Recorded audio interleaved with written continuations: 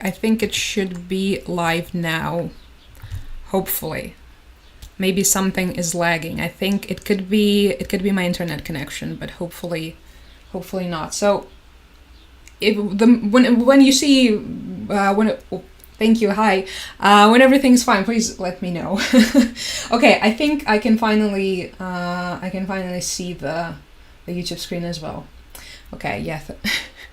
I think I have complimented my YouTube launching skills too early because everything immediately went wrong as okay, now it's working. Hi Bella, hi Paulina. I'm fine, how are you? Okay, thankfully you can now see the map of the air raid alerts across the country. Which isn't that what all of this is about after all? Yep, I am sorry for the delay. It took a while. I think there was some sort of lag because I am 100% confident that I launched everything correctly. But there was something with the internet connection. Probably we're live now. Not a good time in the US today. Well, at least it's a holiday, so happy 4th of July, I guess. The big ugly bill situation aside, of course. Hi Queen. Hello, nice to see you. Okay, it's good. Well, to each their own. I love Legolas too, but come on, Aragorn. But I think Legolas was also here somewhere. No, it's Arwen. Oh no, we don't have Legolas here. Okay. Because honestly, to be honest with you, I did buy this for Aragorn specifically. But there's a bunch of others as well, of course. Gandalf is here. Frodo is here. Sam is here. Mordor is speaking at us from far away. Very similar to real life, so... Yay, YouTube is working, says Don. Yay. Paulina says, I was watching live cameras last night. It was so sad. Oh yeah, when the shellings have been happening. Thank you. Yeah, that was a very intense night in Kyiv, wasn't it? That was something. And today they woke up to this huge fog, just clouds of dirt and dust. Hi, Sammy. Let me show you while we're at it what the entirety of Kyiv had to wake up to in the morning. This smog, this just awful. I think it's one of the first times they have had to experience something like this. So the entirety of the Kyiv, and mind you, Kyiv is an almost 3 million people city, right? Almost 3 million people city waking up to these dark clouds of smog covering the entire city.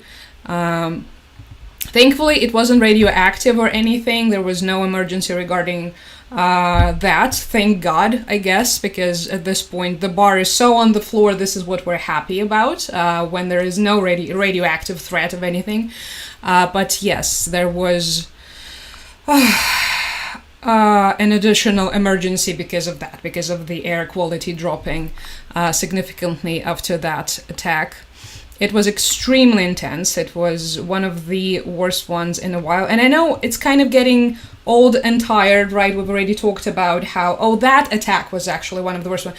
Well, now it's this one. So yeah, it's not really our fault. It's because this is just how things are. You can see on this map just how heavily targeted Kyiv was, just how many drones, how many... you can perhaps spot the smaller, like, couple of blue lines in between and red ones in between the yellow ones. That's the missiles in between the drones. And you can see how all of them are targeting Kyiv. To those of you who do not understand what's happening, we're also live on YouTube. So if you click on the link in my bio, you can see the YouTube where I'm showing all this stuff. We're looking at all the maps of all the horrors. So please come join us if you would like to. Hi, hello, I have a couple more people joining. Independence from the British government, yay. Hi, Maddie. So, yeah. Our wishy-washy president sounds like he's going to help again, says Nina. Oh, we're gonna get to that. Oh yes, we have been on a roller coaster with that. Now everything is Pete Hegseth's fault, and Trump apparently is here to save the day, because of course he is, yeah. Just keeps getting worse. I know, but then it will have to eventually get better. That's just how life works, so let's believe that. Nah, Brad, no rest in peace. Come on, you've been burying us for how many years? Our literal anthem starts with Ukraine hasn't died yet. We have been dying for as long as we have been living, so not today. Not today. Remember how everyone was burying us in 2022? Remember the collective funeral everyone was throwing for us? They were this close for starting, with the speeches, and it was such a nice country, it was such a joy to know them, and still here, still kicking, against all the haters. Hi, Andrea. Oh, thank you, Kristen. Thank you. Hi. Hello. Yes, the ring is an octopus. Helly good eye. That's him. Up close, doing a little... I don't know if you guys can see the octopus doing a thingy, which they do. This is what octopi tend to do. But anyway, back to the strikes we go. So this is once... so what I did, I think, wrong. I kind of jinxed the situation a little bit. Last time when we were discussing the past couple of days of missile strikes, I was like, look, we've only had drone strikes. We haven't had a combined missile strike, and a massive one at that, for a while, for a couple of days at that point. Well, and then it happened. So I don't think it's my fault. I don't think it's because Putin is listening to my live streams. I think it's because this is a strategy that is used at this point. So they do like 2 days of relief, 2 days of when it's just the drones, and then they do another massive combined strike with the missiles and the drones. Because also, if you look at the pattern on the map of how they're moving, you can see clearly that the goal here is to confuse and to overwhelm the air defense system. You can see them circling. You can see them going into the different regions, and you can see some of them reaching even towards my region. We also had a very long air raid alert tonight, last night, because of these guys. Look at them flying towards Lutsk, which is the capital of Volyn region, Volynsk Oblast. But yes, the main target was of course Kyiv. The damage was extensive. It was pretty horrifying. So this is just some of the media sources covering it. From the evening of July 3rd, Russian troops launched a massive strike on Kyiv and the region. The air raid alert continued all night. Don't mind the transliteration that it says Kyiv instead of Kyiv. It's because it's the automated one and they're all stupid. Anyway, the air raid alert continued all night. There were air defense forces in the city and the region activated. It is known that there are at least 20 injured, and among them a 10-year-old girl. Fires and destruction were recorded in 6 areas. I see some... Thank you. Sorry, guys. Thank you. I see you. After 14 hours, rescuers found the body of the deceased in the Svetoshinsky district. There is damage in 5 districts in the Kyiv region overall. This is a very beautiful, very sad image of a bird in this smoky air in Kyiv, covering Kyiv because of how massive the attacks were. So there were distractions pretty much all across the city, a lot of explosions. This is the picture of the people hiding in the subway. A lot of the residents of Kyiv use subway as a bomb shelter because it's quite deep. And one good thing about the Soviet era infrastructure is that it's solid and it's built to survive a possible nuclear apocalypse, because this is what they were preparing partially, that they are gonna have one with America because of the Cold War. So yeah, anyway, a lot of the Kyiv residents these days are sheltering in the subway with their children, their families, their animals, as you can see. So this is what the image is showing. Some more destruction. Well, you already know what it looks like. There have been some pictures, like for instance, this is a publishing agency, their storage that was damaged pretty heavily. You can see the destruction caused to the building. This is all Kyiv. And of course, some of the images went, I think, pretty viral. Here's a video, a morning in Kyiv. No sleep, air quality is extremely bad, city is covered in thick smoke. This is Russian terror, aimed at people who chose to stay, resist, and fight. And this is the video. You can see just how massive the destruction is in some of the areas. Just buildings absolutely destroyed. There are firefighters working, which is extra heroic under the circumstances, considering how often the cases of double tapping are. This is to those of you who do not know. Lucky few of you. This is when first there is one strike, then there is a pause. This is when the rescuers, usually the first responders, arrive at the site, and then there is the second and sometimes the third hit as well, meant to also target the rescuers who arrived in the area. This image, I think, went pretty viral, of the skyline of the Kyiv city. Just horror, absolute horror, something just apocalyptic. I never thought I would see something like this in my lifetime in my country, but yeah, here we are. Honestly, ideally this shouldn't happen anywhere, but yeah. Let me see. Any news on Kherson? Yeah, there was just an hour ago, there was another human safari FPV strike in Kherson. We're gonna discuss that after Kyiv, because Kyiv, not because Kyiv is so special and comes first, but just because of how massive the attack was and because of the significance of it all, because it all ties in with the Trump, Putin, Zelensky trio conversation that has also been occurring in the background. Thank you. Do not worry about Polina. Please don't worry about me. It's super. Everything's okay here. Thank you, Wen.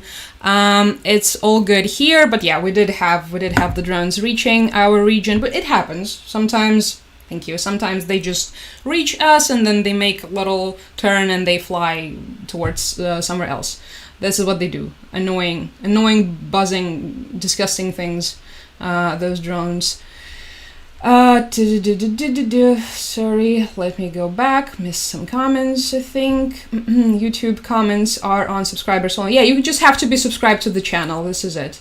There's no money involved or anything. It's just to encourage people to subscribe.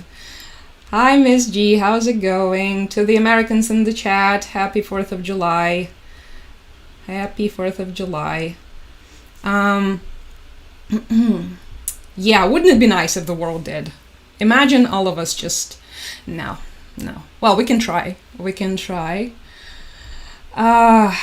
we're gonna get into the Trump Putin conversation. It's just because this was actually how it all began, right? It all began with Trump having a little... actually, it all began a couple of days ago with the U.S. shipment of weapons to Ukraine, namely air defense to Ukraine, getting halted. Then there was the Trump-Putin conversation. Then we had this insane night of horror in several of our regions. And a couple of hours ago, Trump also talked to Zelensky. So this is... This is the chain of events. To reading Sapiens, I'm not sure if that will happen in the next millennium. I think there's still a possibility. I think there's always a chance that we might collectively wake up. We just have to work towards it. We cannot just sit, and hope for the best. Unfortunately, I think this time is behind us. We have to act somehow. I've been streaming every now and then, pretty much every other day these days here on YouTube and on YouTube too, so you can follow me on there if you haven't, because YouTube is much better with notifications if you're interested in that. So, all right, this was one of the images. This is more pictures from the Kyiv subway of people sheltering during the night with their babies. It's just absolutely awful. Well, okay, one good thing that I can think of here is that at least they have that subway, at least something good from the Soviet times stayed with us and is helping some of our people, while the rest of our Soviet heritage is actively trying to kill us. Well, what do you know? You win some, you lose some. This is more damage from Kyiv area. Again, shattered buildings. windows broken, rescuers on the scene. Yeah, and that's the map that we have already looked at. So that was the night in Kyiv, unfortunately, one of the worst ones. Let's look at what our Air Force says regarding the numbers on their official Telegram channel. So 550 total attacking, total weapons, I don't know, different. So it's both drones and the missiles. 550 in total, out of them 478 intercepted by air defense. And yeah, this reminds us of that eventful night from when was it? Several nights ago? Because yesterday it was only 118, before that it was 52, then it was 107. Okay, that was the 29th, right? On June 29th, so 5 days ago, we had a similar one. We had 537 different means of killing us sent our way. Okay, so 5 days. Yeah, so among them we had the Shahed drones, the infamous ones that we have already discussed, that the Russians got from Iran and then improved and are now manufacturing by themselves. We also had them sent from pretty much everywhere. They can send them in Russia, several cities. Then there was one, there was a Kinjal. Okay, this is an air ballistic missile. It's very hard to intercept. Then there were 6 Iskanders, a classic, also pretty hard to intercept, from what I've heard at least. And 4 more Iskanders, it's 2 different types of Iskanders, one sent from Bryansk, another one from Kursk, okay. Yeah, so this is the information on the strike, everybody. Let me see. The link is in the bio, you guys. Yeah, it's on top of my link tree. If you click on the link tree, it's the first link up there. Hi, Loris. How's it going? How is it going? We're already discussing the horrors. Welcome. I am fine. We did have a very long air raid alert last night, but our region was totally fine. Kyiv took the heaviest damage. And while we are on the topic of Kherson, so someone in the chat on YouTube, I think that's what Edward, asked about Kherson. So it was in about like 30 minutes ago, they notified the official channel for Kherson, notified that around 5 p.m. the Russian military attacked one of the streets in Kherson with an FPV drone, and that an 80-year-old woman is wounded. An 84-year-old woman, a 17-year-old teenager, and a 9-year-old girl are injured in that hit. So this is what they're saying. This is on the topic of the so-called human safari in Kherson that is unfortunately ongoing. So a reminder, I think by this point in time, most of you who are watching me on YouTube have already memorized where Kherson is, but it's right here. It's in the south. It's southern Ukraine. Very, very nice place. Very southern in both best and worst meaning of the word. But unfortunately, recently, Kherson has been in the news because of those infamous human safaris that the Russian military is conducting. Oh, they already even have a Wikipedia page, those human safaris. It's a terror campaign, right? Wow. Yeah, there's an entire page with all of the casualties. Like, for instance, a representative from the Kherson military administration said nearly half of the 547 casualties reported from 1st of July to 9th of September 2024 were caused by drones. So they use them to terrorize the civilian population. They use them to train their drone operators to hit the targets more effectively. Okay, there's going to be some graphic imagery here, so we should be careful with that. But yeah, just one of the examples, like the burn. This is what you're seeing on your screen if you're on YouTube right now. This is a marshutka bus, right? This is just a mini bus, just regular means of transportation that people use to navigate around the city. It's burning after a drone strike, and yeah, there are many instances like that, like civilian cars, for instance, getting hit, ambulances is very often goal. Sometimes it's people on bicycles, so depending on the situation. And so yeah, the most recent example was from a couple of hours ago with 3 people injured. So yeah, unfortunately, I wish I could tell you something nice about Kherson, but yeah, I'm sorry to disappoint you.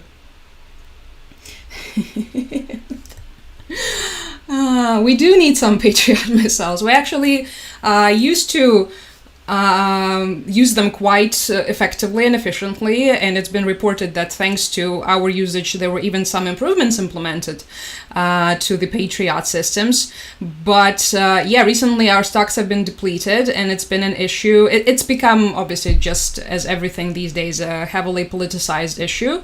And as you guys, which brings us, okay. Which brings us, first and foremost, so remember how a couple of days ago we discussed this halting of the weapons from the US. So the weapons from the United States that were already meant for Ukraine, that were already bound for Ukraine, were already on their way, and some of them have already even made it into the European NATO bases from which they were supposed to be shipped to Ukraine. So some of all of those were surprisingly halted and shipped back.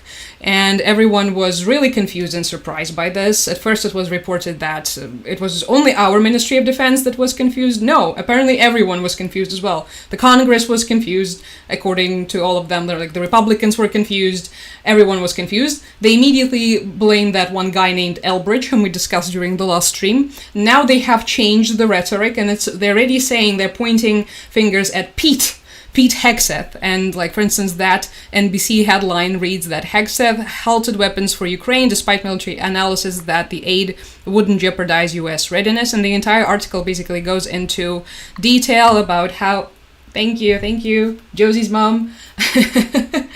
The article goes into detail about, first and foremost, like, this decision, very controversial decision that pretty much a lot of people in Washington, according to them, were very confused about and claiming they were not notified about.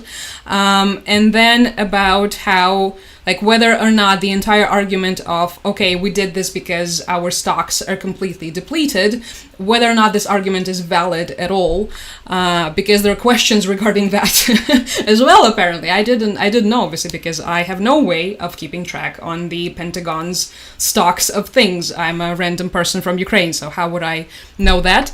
But anyway, so now they're pointing fingers at, okay, so first it was a senior Pentagon official, Elbridge Colby.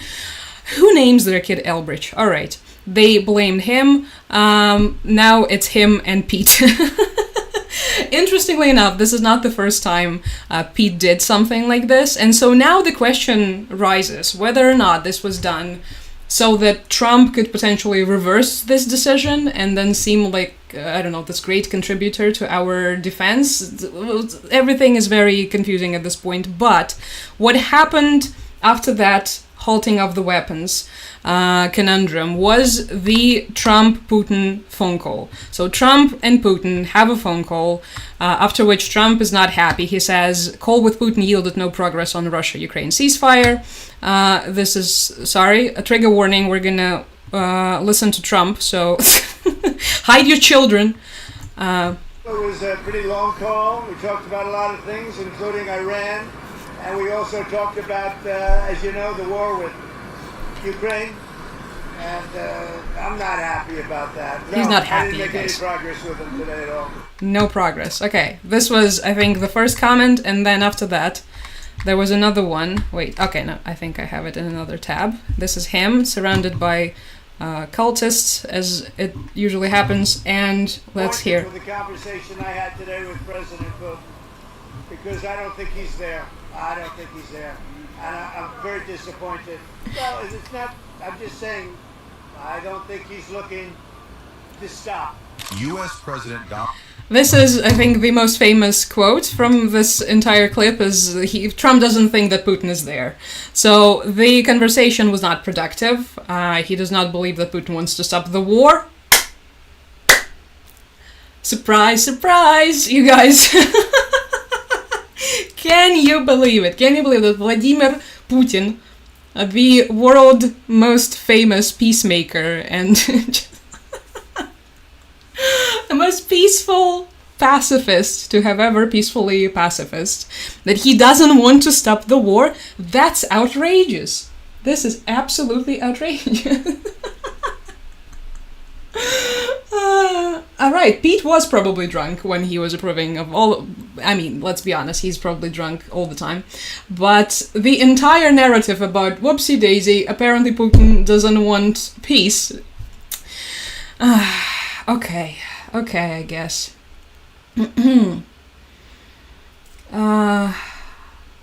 Right, sorry, I got carried away, as I always do. Hi Scott, thank you. Right, exactly. If Pentagon storage is, I cannot even imagine, first of all, something like this happening with the trillions in budget. Imagine, no, this is just something that seems impossible. So this was, from the very beginning, it was an interesting excuse. But this is not the first time we've seen something like this from them. So they tend to be murky with these explanations. But it's like, for me, whenever I see this, like, okay, whatever works for them, I guess. If this is the explanation they're giving us, then I guess we should roll with it. Because what else are we to do? We do not have access to any of their bookkeeping. Right, I know. But anyway, so this conversation with Putin happens. Pete was killing.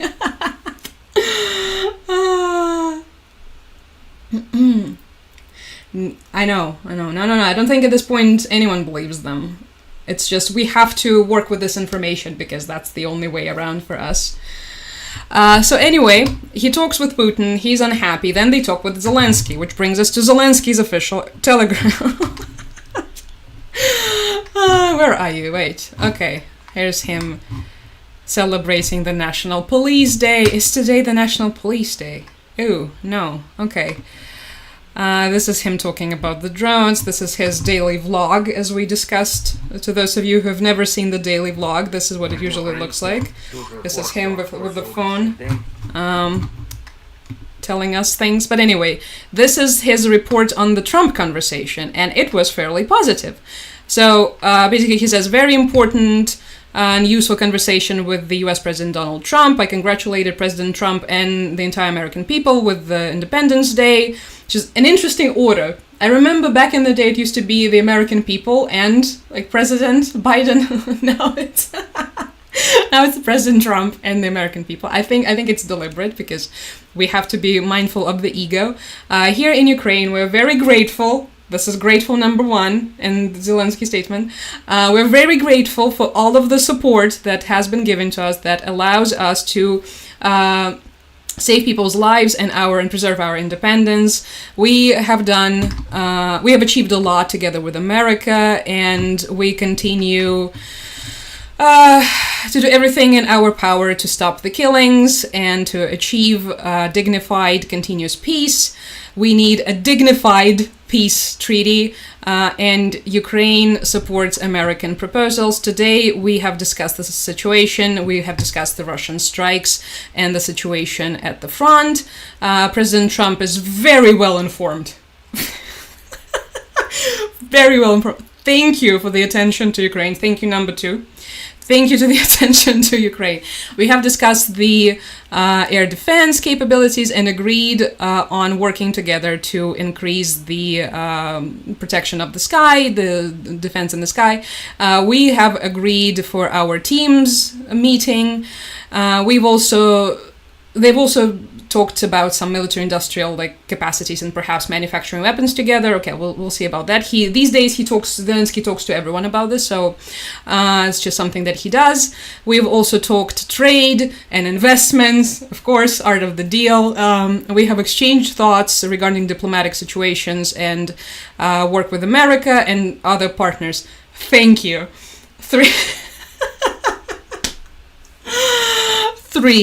Three thank yous in one message. And thank you to you too, Direwolf. And thank you to all of you guys. Thank you. Thank you. We're very grateful for the support. We are, that's true. I think, personally, 3 thank yous per 1 Telegram post is not enough. I don't think this is something that J.D. Vance would have approved of. I think we need at least 15. Yeah, but... So anyway, it looks like they had this very productive conversation. So, alright. Okay, this is already after this massive missile strike of last night, by the way. So, it's already after something Trump gets...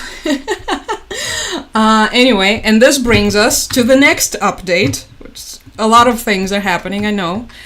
Axios reports on Trump telling Zelensky that he wants to help Ukraine with air defense. Thank you, Maddie. Thank you.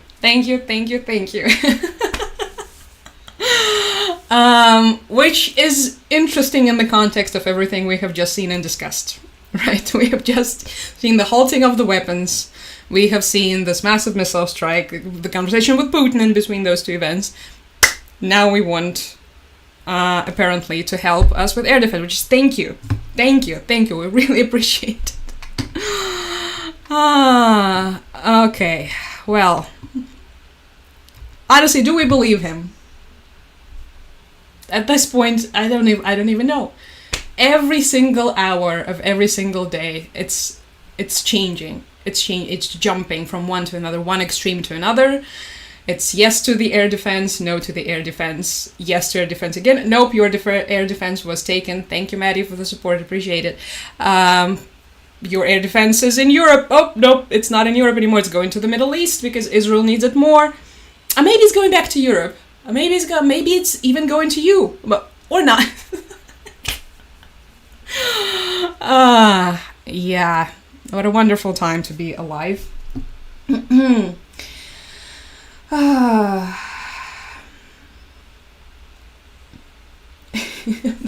don't know, Tim. I wish I knew, honestly. I don't know how the hell does anybody become most powerful politician in the world whilst having no understanding of other leaders' actual positions. It just happens. That's the wonder of democracy, I guess. I can't imagine how surreal it is to simultaneously have to deal with war and love to you too, Latvia. I can imagine how stressed you guys might be with everything, especially with all the recent talk about the possible the US troops withdrawal or no withdrawal. I think we will get to that as well. I had that written down somewhere. Had to throw in thank you because grateful would be too ambiguous. Are you aware of a group called World Aid Runners in Kherson? No. Are they like a volunteer group or something? Because these days there are so many different volunteer groups, different foundations. I think at this point in time I have lost track. The mineral deal, I'm afraid, is here to stay no matter what, because we don't really have another choice, do we? It's either a mineral deal with the US or another kind of mineral deal with the Russians. And if you know what I mean, it's not going to be a deal. It's just going to be them invading the place with all the minerals, pretty much. So, I am back. I'm live pretty much every other day here on YouTube. If you're not on YouTube, please go on YouTube. We're looking at stuff on YouTube. We're looking at Trump and the maps, and you can also subscribe on there, and the YouTube will actually send you notifications, which is something that TikTok never does, because TikTok hates us all for using it.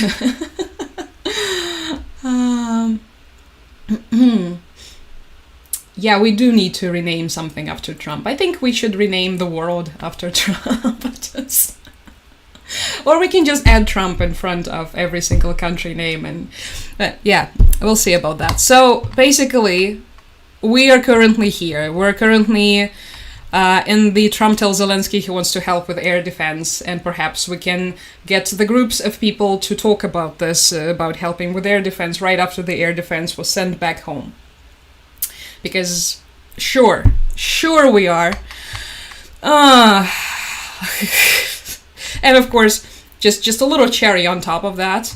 In this article, you can see the image of a burning Kyiv after Russian airstrikes, just to illustrate the situation, the moment in time that we're currently in.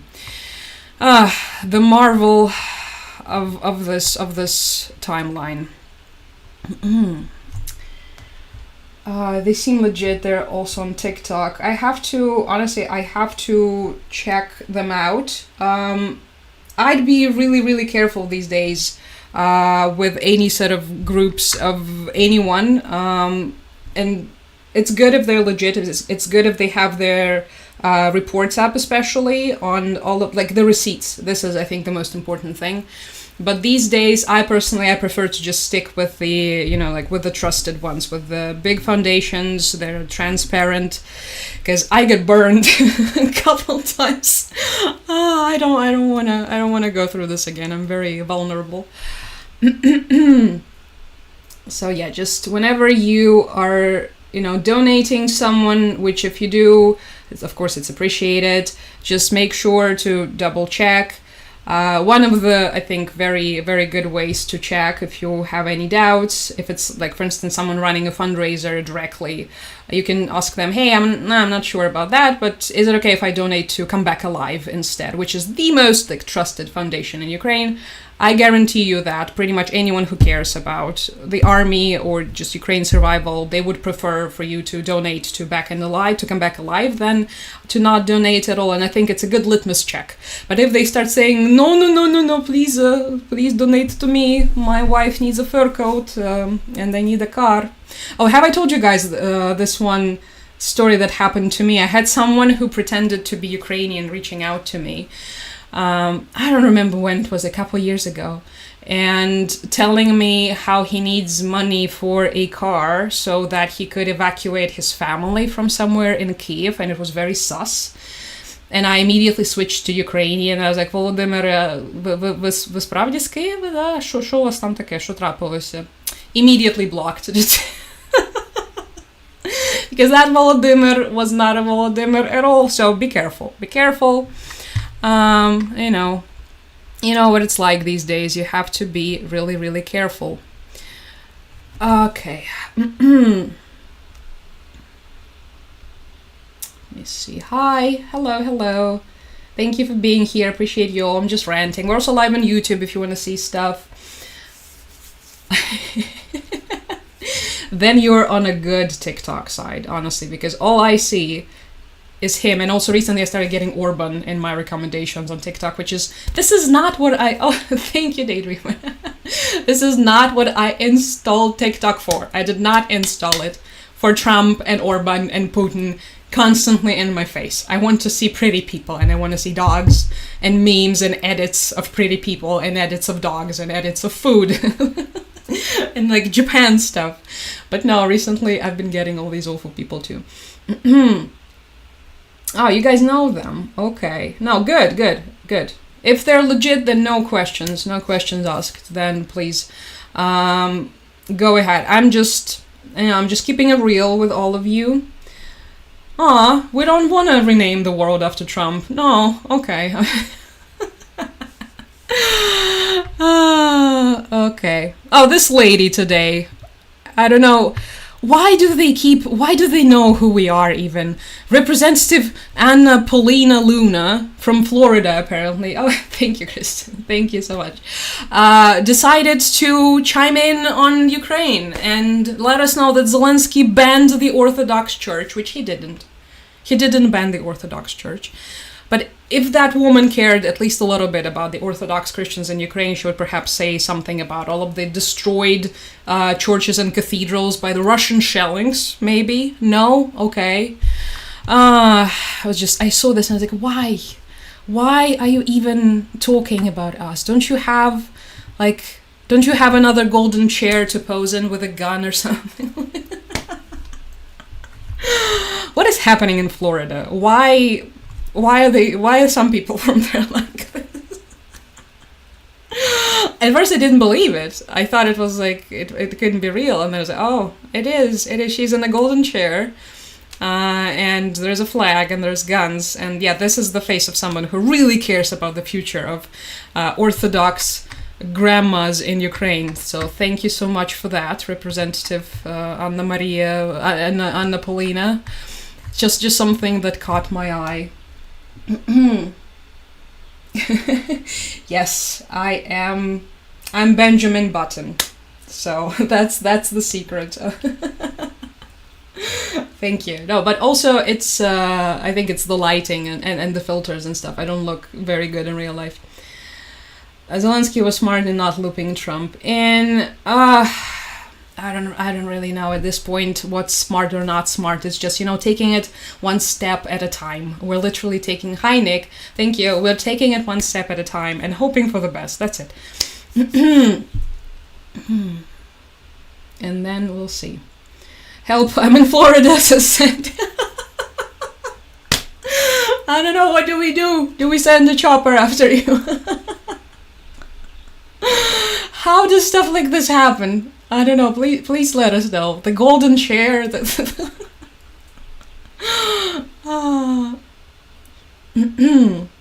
Miss G is also in Florida. Everyone is so sick. I guess we'll never know.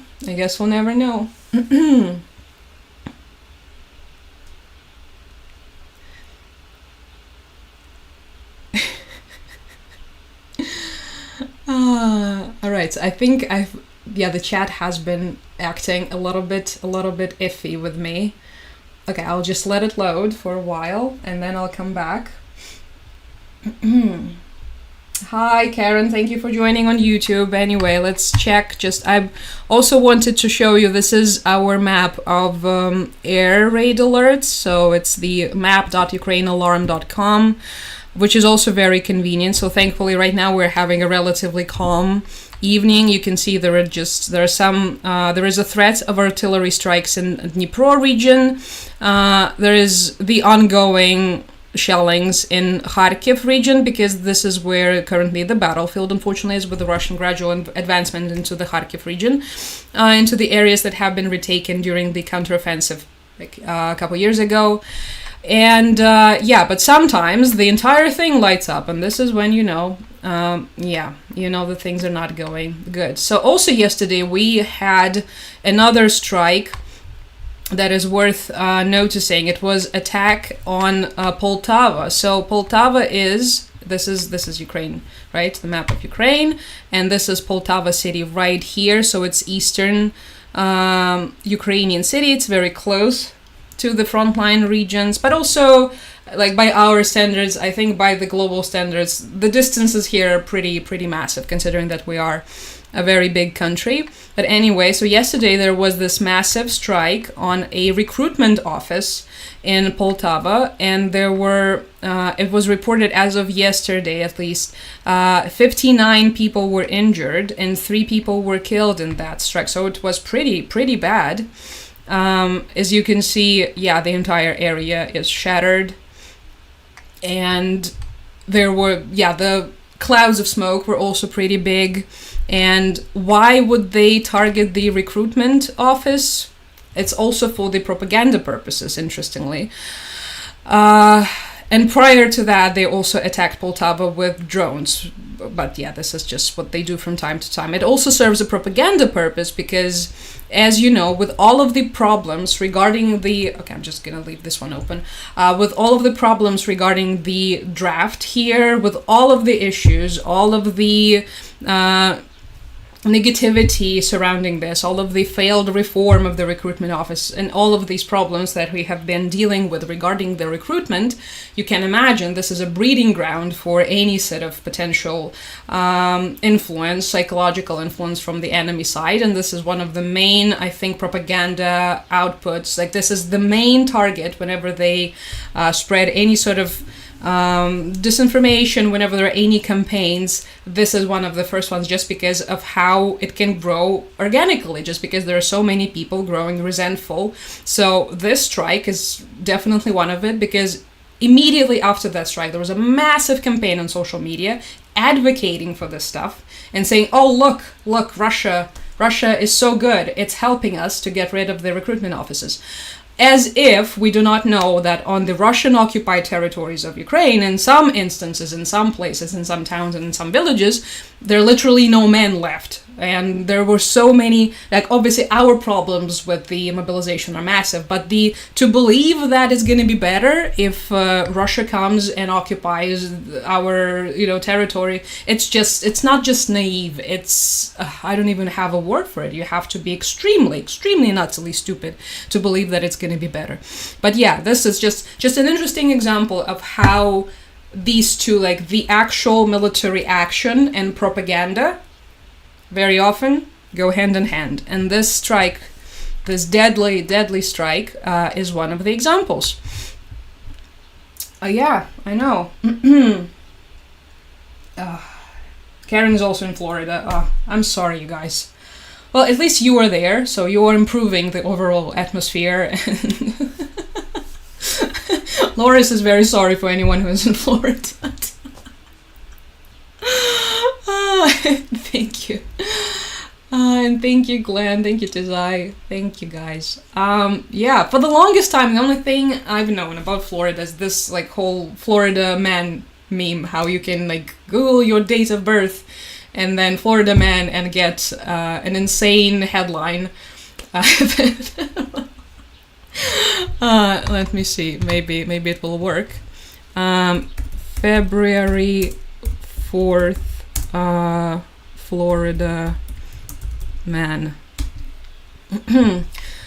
Florida man dressed in Dalmatian onesie outruns troopers. Wait, what? Yep, it is on February 4th. Jesus! Florida man dressed in Dalmatian onesie outruns troopers, shakes off tasers before he's caught at girlfriend's home. Thank you, New York Post, for that. Yeah, this is just... So yeah, for the longest possible time, this was the only thing about Florida that I knew. Oh, we have a picture.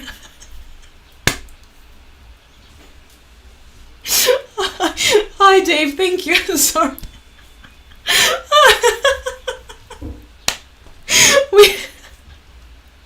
We have a picture of a Florida man in a Dalmatian onesie. Oh, God. Okay.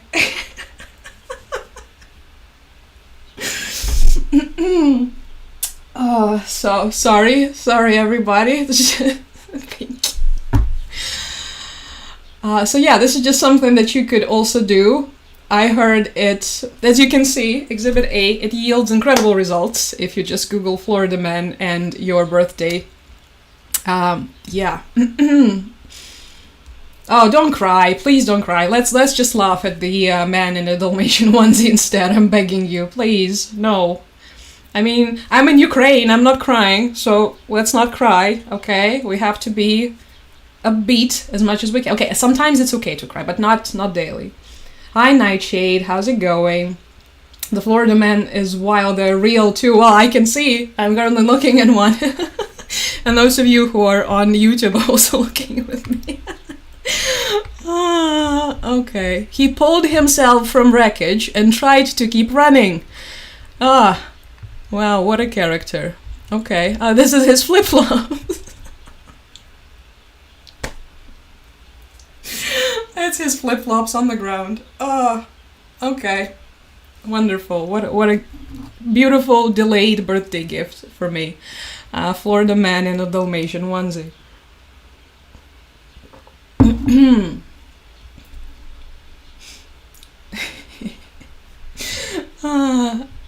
Anyway.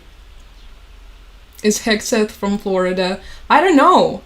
Is he, you guys? Is anyone aware? Let's see. Pete Hegseth. Is he from... Where are you from? Up. Pete Hegseth. Nope, he's from Minnesota. So, yeah. I know.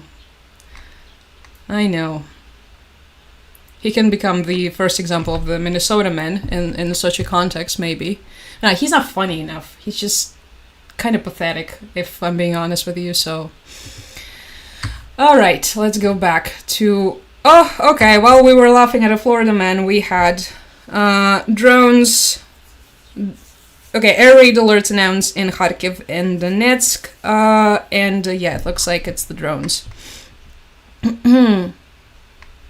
But it says that it's for the region only. Sometimes it, but yeah, we'll see. We'll see. Sometimes it changes.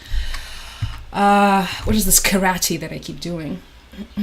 It's the only thing you need to know about Florida. I also know, wait, no, I knew something else. Mar-a-Lago, of course. The Gators. Is Lana Del Rey currently there with her husband, who is working with the alligators or something? I know a lot of things. I know a lot of very useful information. I have almost encyclopedic knowledge of everything.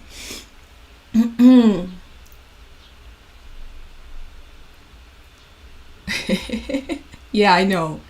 And Minnesota doesn't claim him, says Jennifer. I mean, I can imagine why. All right, let's go back to the horrors, everybody. Unfortunately, I know it's a lot of fun to discuss the Florida man in a Dalmatian onesie, but okay, so we've just talked about the entire paradox. So to those of you who are just joining, we just talked about the paradox of the Trump-Putin-Zelensky conversation and the weapons being halted and apparently now not being halted anymore or something, we will see. And all of this is happening to the background noise of the devastating attack on Kyiv last night with more than 550 drones and missiles used to target Kyiv. So we will have to see how this is going to develop. For now, it's really hard to say. Another group of people that was extremely surprised and shocked and disappointed and confused by this decision are the European officials. So the decision here being the US deciding to pull the weapons last moment. It was reported by several media outlets, actually, that the European diplomats did not see this coming at all. Immediately there were talks about that have actually been confirmed, I believe, by the German officials, that Germany wants to buy 2 Patriot air defense systems from the US for Ukraine, which immediately raised criticism, as in, especially from the pan-European community that believes that, okay, maybe not pan-European, but let's call them Europe first community, who believes that Europe should start relying more on itself, and that perhaps Europe should, in the view of what's happening with the Trump administration and how Trump admin tries to distance itself from Europe, how they're constantly talking about, that Europe should be defending itself and so on and so forth. Is there a point of purchasing US weapons in such environment, in such circumstances? What kind of message does this send? Here, unfortunately, the problem is not about the message. It's first and foremost about the efficiency of the systems, and the Patriot systems have proven themselves incredibly against pretty much, the majority of the Russian ballistics, most of their missiles, actually. It's even been reported that the Patriot did take out some Kinjal missiles in the past, so it has shown itself very well against these attacks. And secondly, it's about training, and it's about the troops that we have in Ukraine, our troops who already know how to work the Patriot air defense systems, right? So you cannot just simply unlearn, and just forget about it and move on. There was so much time and so much effort to train these people, and yeah, they've been showing incredible results on these machines. And also there is an entire logistics chain that is based. The moment when I learned how complicated the military logistics chains are, and that for pretty much every single system, it's several, and there's so many moving bits and pieces involved, I just became extra amazed at how our side is operating at all, because we're getting all of these different systems from all of these different countries at the same time, all the time. But yeah, basically the point here is that you cannot just simply say, okay, no Patriots for us. There's a reason why everyone keeps bringing up these air defense systems. As Trump said during that press conference, it's the best, right? It's the best. Everybody wants them. For a reason, but also they have been significantly improved in the last couple of years. So one of the recent comments on the matter about the US decision to stop delivering some key munitions to Ukraine come from Danish Prime Minister Mette Frederiksen on Thursday. So the quote goes, "If the US decides not to provide Ukraine with what is needed, it would be a serious setback for Ukraine and for Europe and for NATO." Obviously, because I think everyone in Europe who is, awakened understands that it's no longer about Ukraine alone. It's pretty much about all of Europe and also NATO, because what do you know? A lot of the European Union countries are in the NATO. I wonder who was at the heart of this architecture, who created it. I guess we'll never know. So, yeah, the war in Ukraine has never only been about Ukraine, she added. Exactly. Geniuses think alike. This is a war about the future of Europe, and therefore, of course, we will look into the decisions made in Washington. So currently everyone is trying to somehow work around this just absolute madness and this mess that has been created, and trying to come up with something. So oh god, this is a very disturbing picture of Zelensky, who looks like he hasn't slept in months.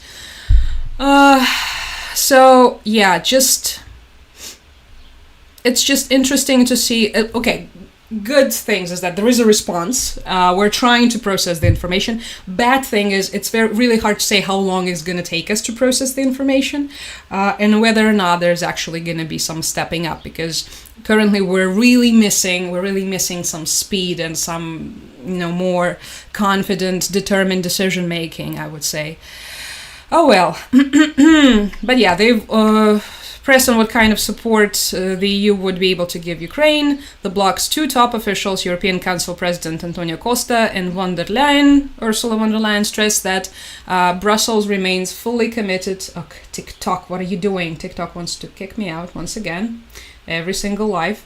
Brussels remains fully committed to backing Kyiv, and noted that EU countries had provided 24 billion in total military aid for Ukraine so far this year, including 2 million artillery shells. So, just an important reminder that we also have some other people on our side.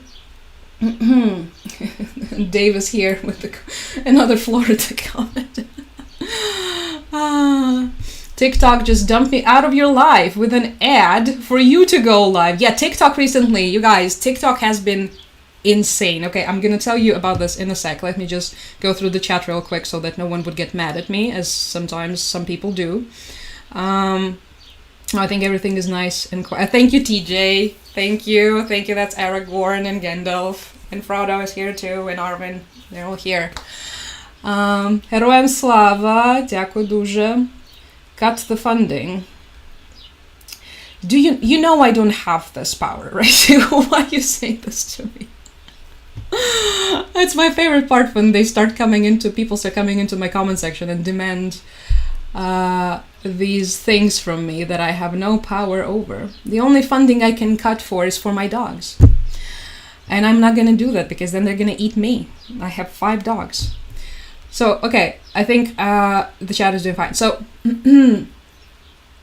thank you, Professor Green. Thank you so much. TikTok is just popping off. I don't know what's happening. Is it because that rumored sale that Trump has announced? Because remember a couple days ago, Trump said that, in 2 weeks, I'm going to tell you about the sale. We have buyers for TikTok. I wonder who's it going to be. Is it going to be Zuck, or is it going to be Peter Thiel? Okay, we'll see. Anyway, so that he has these buyers or something happened within the TikTok universe. They have been, first of all, they want everyone to go live all the time. All of these invitations for the people to go live, they encourage all of these like communal live activities, like battles, something that I never do, because why would I do that? All of that, everything to drag more people in. It starts to look like a pyramid scheme at this point. Like go live. Today they started talking about introducing like a new way to reward creators for going live, and by that they mean they're no longer going to take 70% of the money, and they're only going to take maybe 50 if you're lucky, but they're not promising anything. So yeah, something is going on. They're either broke, or something's happening related to that deal. But yeah, it's very interesting to observe, especially as a creator. So yeah, just some TikTok situation. Dogs are doing fine, Miss G, thank you. Everyone is doing good. Chewy, the eldest, the craziest, as always, the beast, still doing her thing. The rest of them also fine. We have the newest addition, Zhuzha. She is just happy to be here because I think when I found her, she was pretty much convinced that she wouldn't make it. So yeah, she's just thrilled to be here. And yeah, the rest of them, Kuzya, Buля, Misha, all are doing good. I wanted to invite Mish to be a guest on my live stream to do a battle, perhaps. No, I'm just kidding. No, she didn't want to. The moment she sees the camera, she just gets so sad. I cannot take it, so I had to let her roam freely. Okay, I'm just going to open the next article we're going to discuss while we're on the topic of EU and the diplomats and everything. China is still here, and they have things to say. You can see the dogs on Instagram. If you follow me on Instagram, sorry, I cannot really materialize them right now. But if you are on Insta, there is a recent picture. I also post them on my stories from time to time whenever I can catch them. And it's also the chickens as well. So it's not just the birds, and occasionally my dad. And also to those of you, I think Instagram could be useful because I announce the live streams on there. So if you'd like to know, she's going live in about an hour or something, that's the place to be. I doubt he even has a buyer. That's another question, right? The answer to which we might never know because it's Trump, but at least he said it. I like this, I will tell you more in 2 weeks because of course everybody's gonna forget about it in 2 weeks. Are you kidding me? Have you seen the news cycle? It's like 1 million news per minute. Yeah. Zoe says, TikTok notified me I'm a creator this week. No, I lurk in comments in one live. It tries to gaslight the people. TikTok tries to gaslight the people into thinking that their creators do not fall. It's a trap. Also, one more thing that they started doing. They started kicking off existing creators off of the monetization program, which is already, to begin with, it's not available to most of the people globally. It's only available to 7 countries. Like here in Ukraine, it's not available, so you do not get anything for the videos. But it's available in the US, it's available in the UK, in France, in Germany, in Italy, in Canada, I think, too. I know not in Australia, interestingly. But anyway, and they started kicking people off. The entire ASMR community recently got demonetized on TikTok, which is just alright. So yeah, TikTok has been TikToking. Thank you for being here 10 times. I'll see you next time. Thank you, Sarah. Hi. Heart to you too.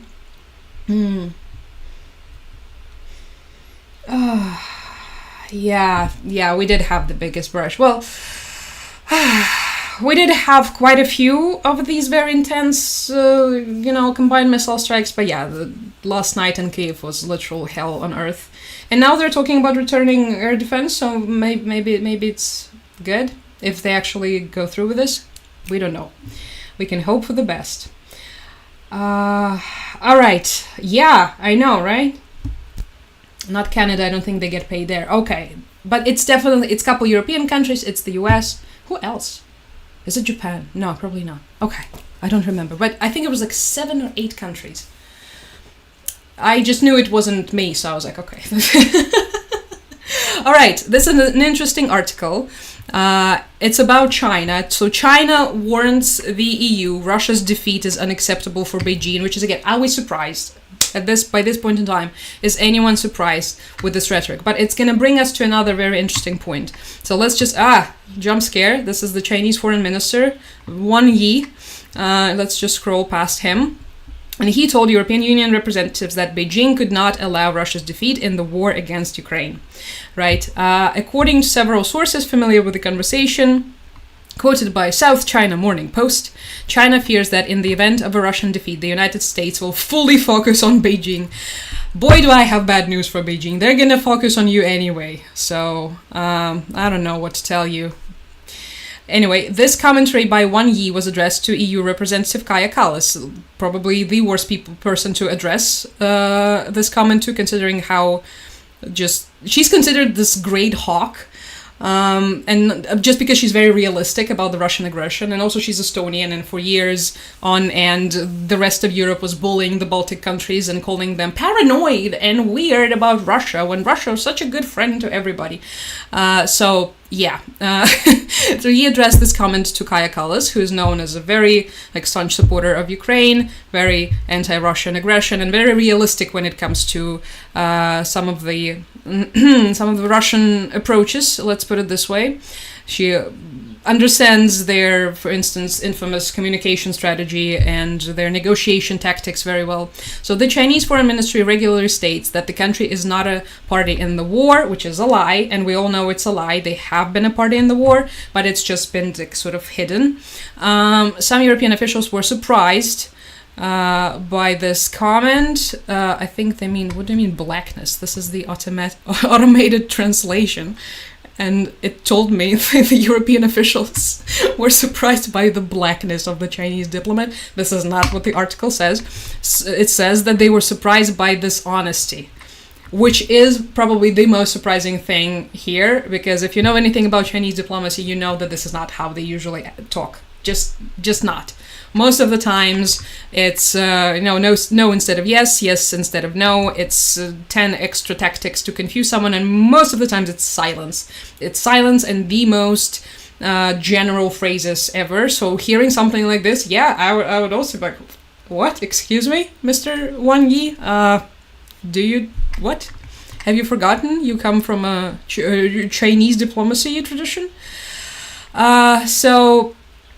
One of the possible interpretation of this is that the continuation of the war, so the continuation of the Russian aggression in Ukraine, the prolonged war, is in Chinese strategic interests. So, again, is anyone surprised? I like it how when the rest of the world finally catches up to things that we've all known for a while, and it's just, it's a really heartwarming feeling. This comes after Kaya Kallas. She actually asked China to stop being Russia's savior. And she commented before that you cannot strive towards deepening of cooperation with the European Union, with Europe, while at the same time taking part, thank you, Jonathan, hi, taking part or assisting the war on the European territory. Beijing has to use its influence to support the international law. In response to that, Wang Yi basically told, nope, we need this war. It makes a lot of sense for us. The US will be busy with this, and they will not look when we take Taiwan, I guess. This is the logic, perhaps, here. This is the recent tension, in the line of tension between the European Union and China, but it still remains relatively mild, right? It's nothing too crazy. They're still very, very close when it comes to trade. China is one of the biggest trading partners with the European Union, but China is one of the biggest trading partners with everyone, so... And when Kaya Kallas said that China shouldn't assist Russia, what they meant is, of course, she meant is the fact that Russia is now heavily reliant on China to support its economy, right? So this is the most obvious part, that their close economic cooperation is something that has tremendously helped to keep the Russian economy afloat, but also...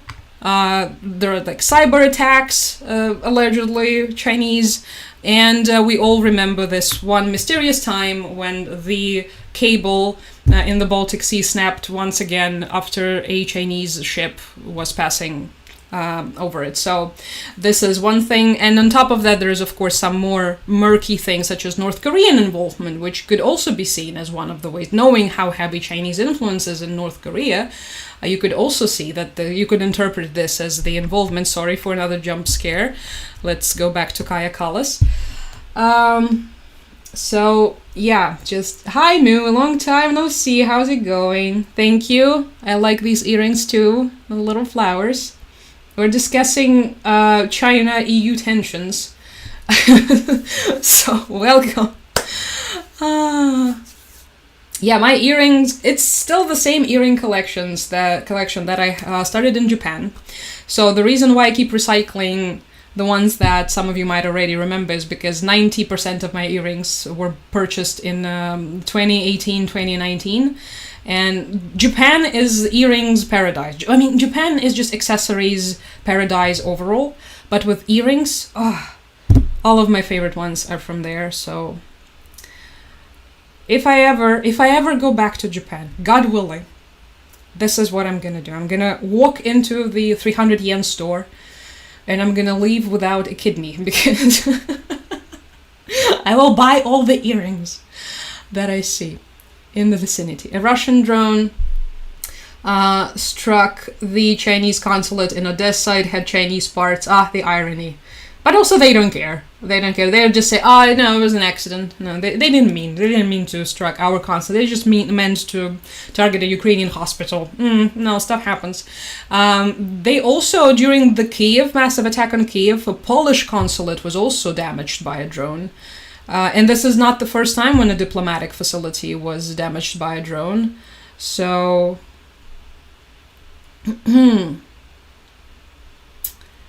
I wouldn't really be surprised. Wait, is there a Chinese consulate in Odessa, or is this a meme? I just wait.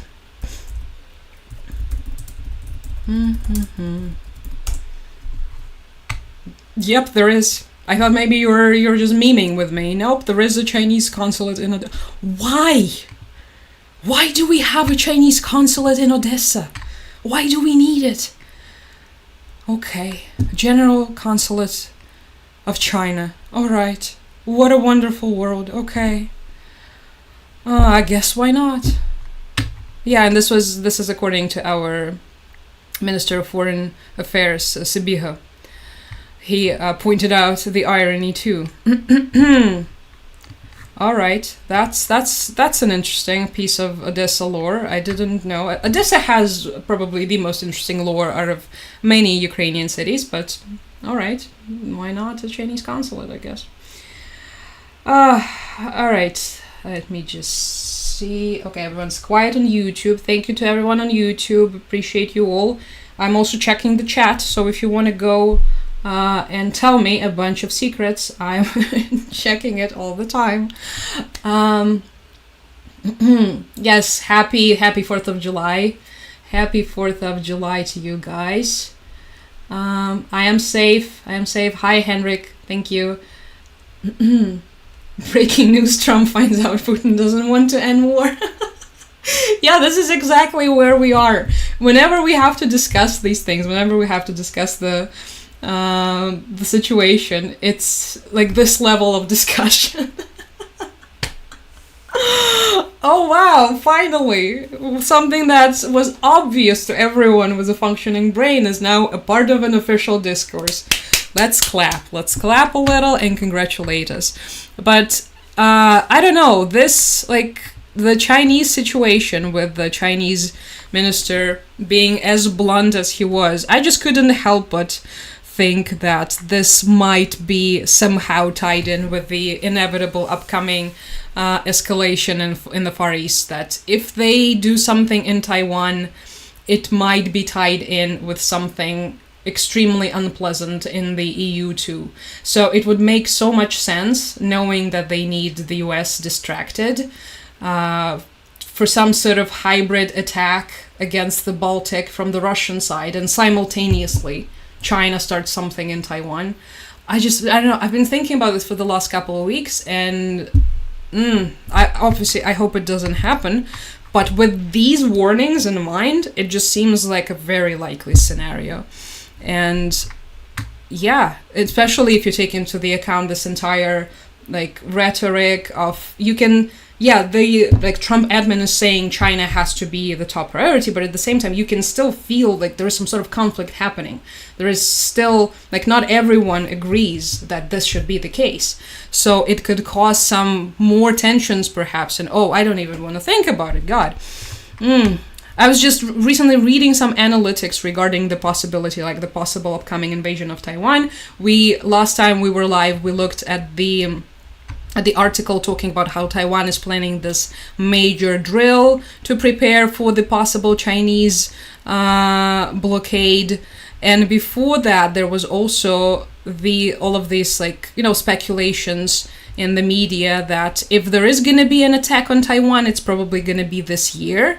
If there's going to be an attack this year, it's probably going to be in October after the end of the typhoon season.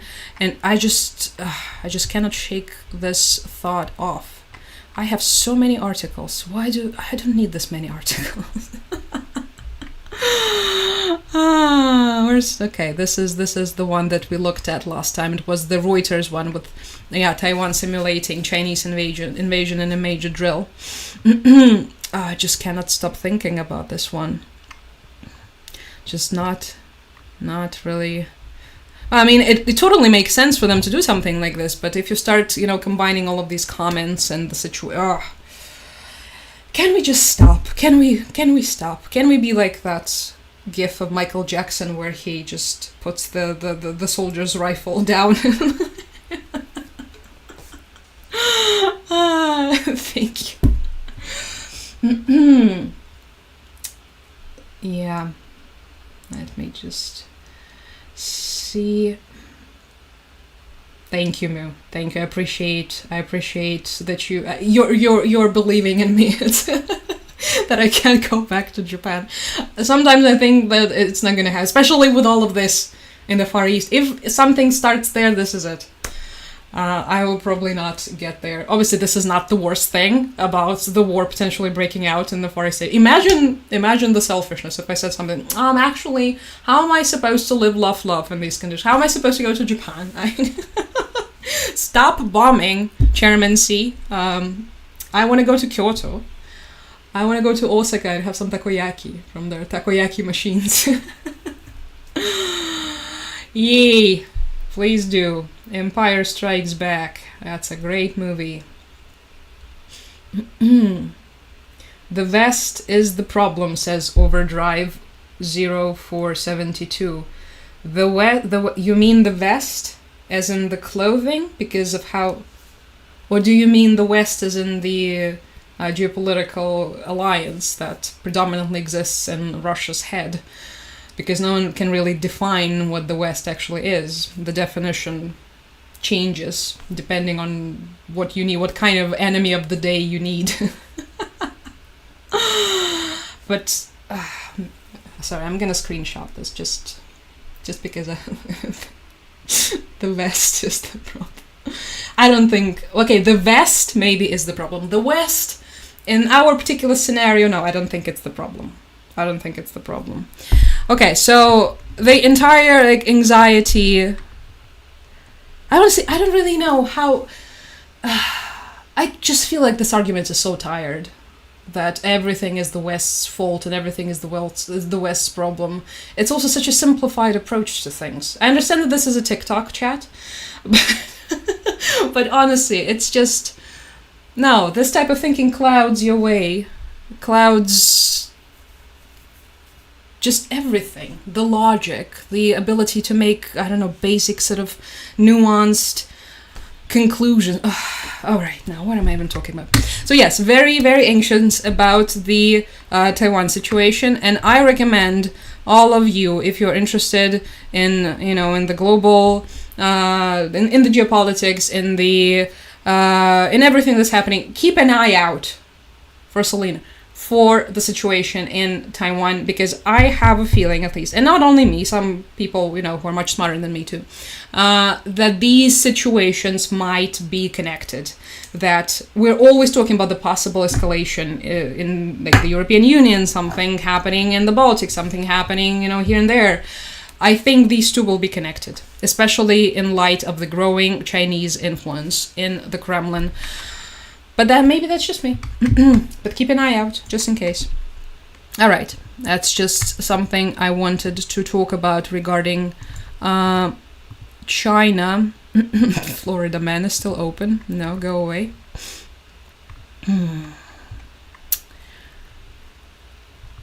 Oh God, what are they doing? They're already blocking the German border too. Poland's Tusk tells far-right vigilantes on German border to go home. So first we had them on our border, now they're also on...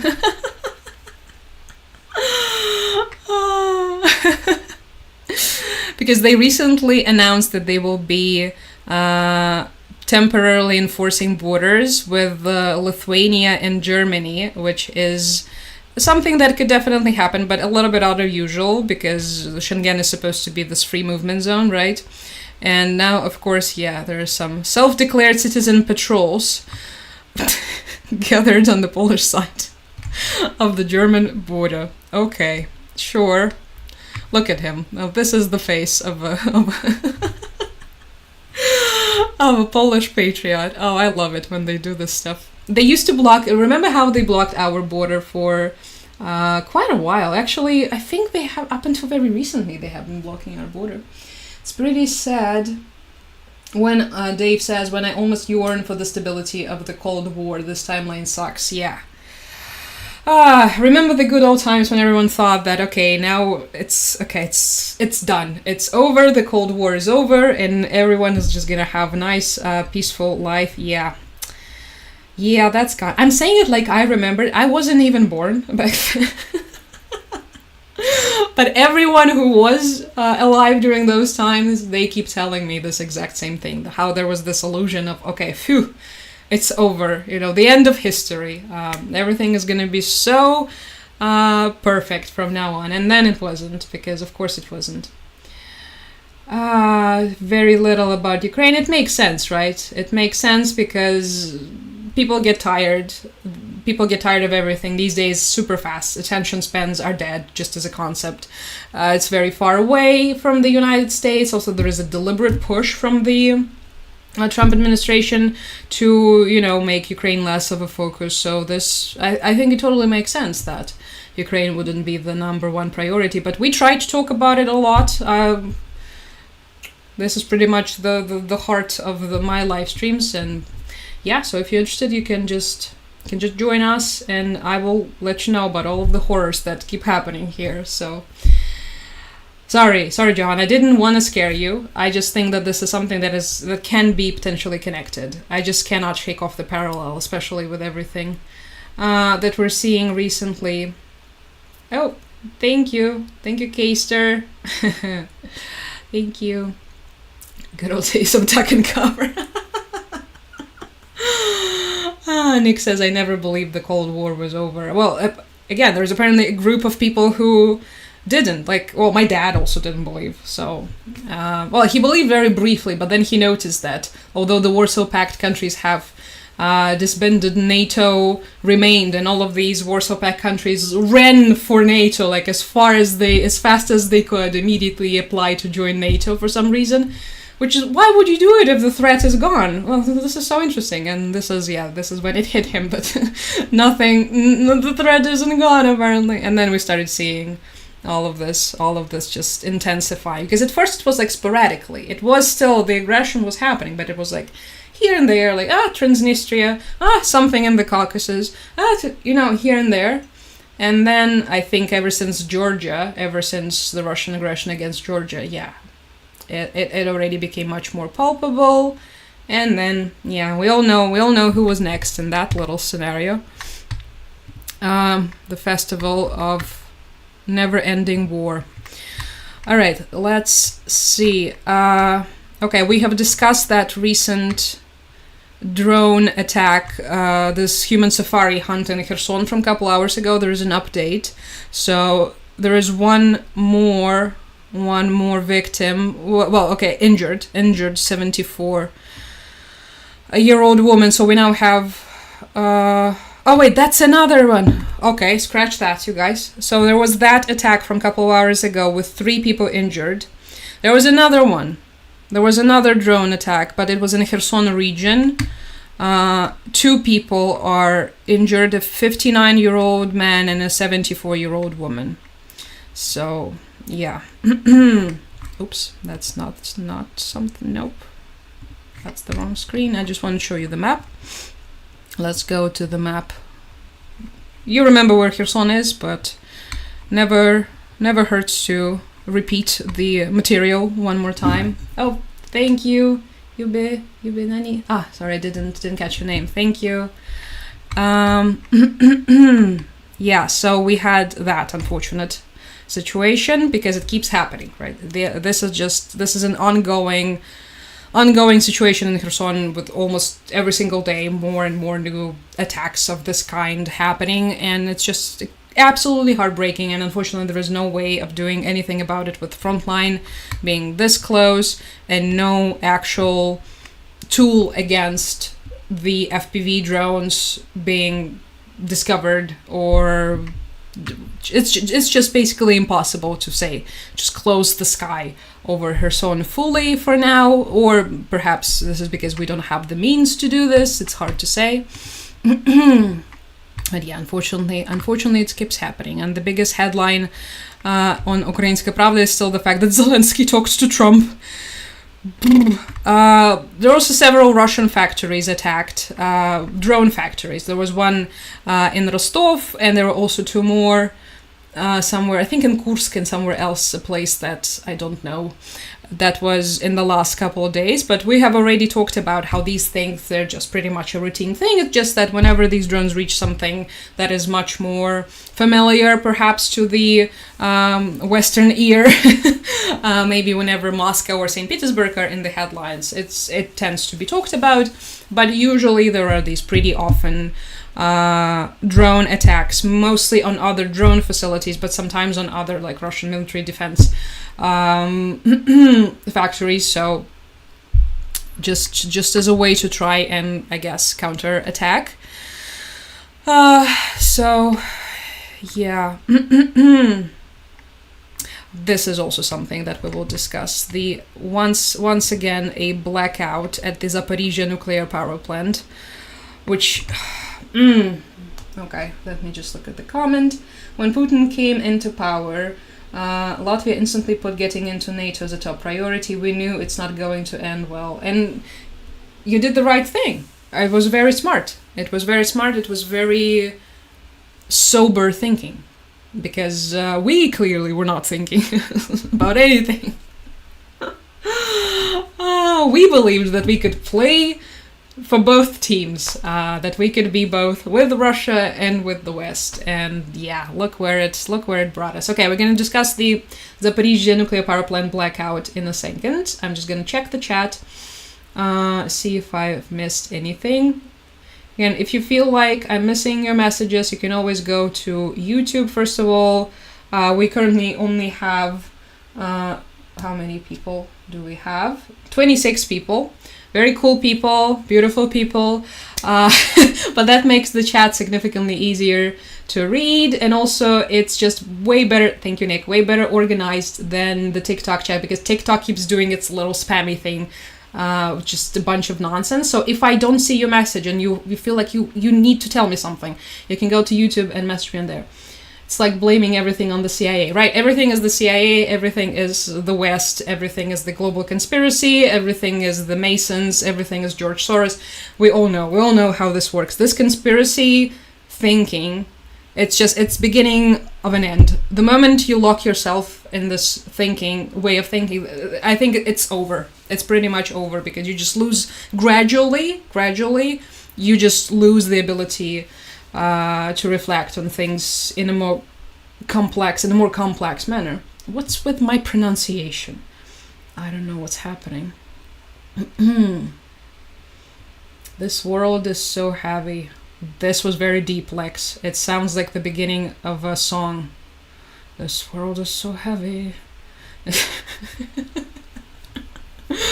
But yeah, it is. Literally and figuratively, which is... Trump is too busy creating concentration. Oh my god, yes, I've read about that. But this is absolute, what a horror. Just And that disgusting propagandist of his, Benny Johnson, the one that was taking money from the Russians, was all up on Twitter bragging how there is merch with alligators, and that the Saw woman, what's her name, Laura Loomer, like, we have 65 million people to feed to the alligator. Just, disgusting. And the fact that some of these people consider themselves Christians is just... okay. Whatever makes them feel better about themselves, I guess. Cold War never ended, says Moo. Yep, I think we can all agree on that. We were just confused. And we thought that it did, but it actually didn't. Thank you, Professor Green. Please do not be ashamed. I know a lot of you are doing so much to resist and, most importantly, defend your own institutions, because this should be, of course, the top priority at the moment. Should I crawl onto my desk? Always a good idea. I do this from time to time. There was the scene in How I Met Your Mother where Robin, one of the characters, is crying under her desk at work with a huge bottle of wine. This has, I think for a while, for several years of my life, this was my permanent state of existence. So,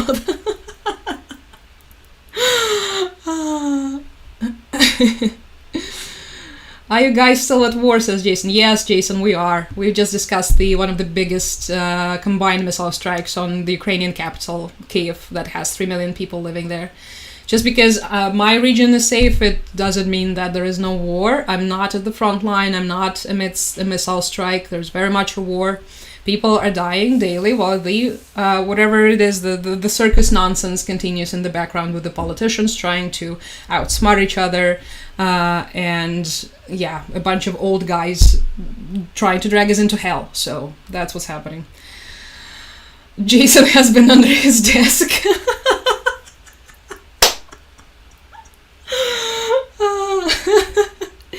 Yep.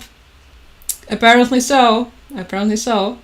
Well, Jason, you can always come to the light side. Come to our side, and we will teach you all about the situation and what's going on, and different types of drones, and different regions of Ukraine, and how bad the situation is depending on which region that is.